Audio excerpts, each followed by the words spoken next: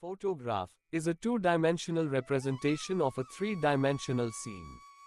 Understand the fact that in two-dimensional representation, the foreground will be at the bottom, and background will be at the top of the frame. Keep this fact in mind and watch the video. This image was shot in Bandhavgarh National Park.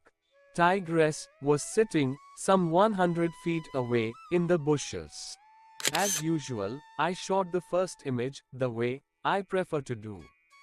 Appreciate that I kept more foreground, resulting in subject being positioned on the upper third of the frame.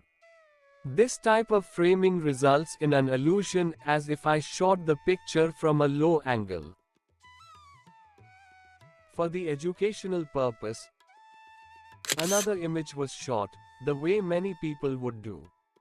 Both images are shot from the same height, with subtle change in the angle of lens.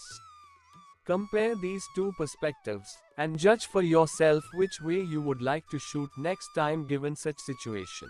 Before I move to another example, please like, subscribe, and share this video if you find some value in it.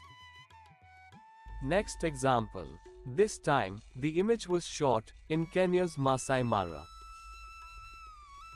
Cheetah usually sits on a termite mound to get vantage point to keep eye on the potential prey and also the rival predators.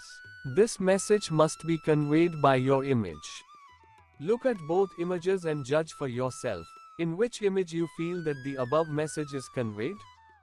Observe the scene and try to ooze out the essence and the message so that image becomes self-explanatory.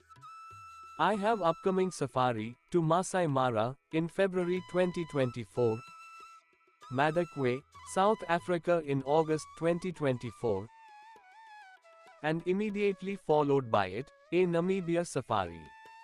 If you wish to join me for any of these photographic safari, get in touch by mail to info@matrashwa.com.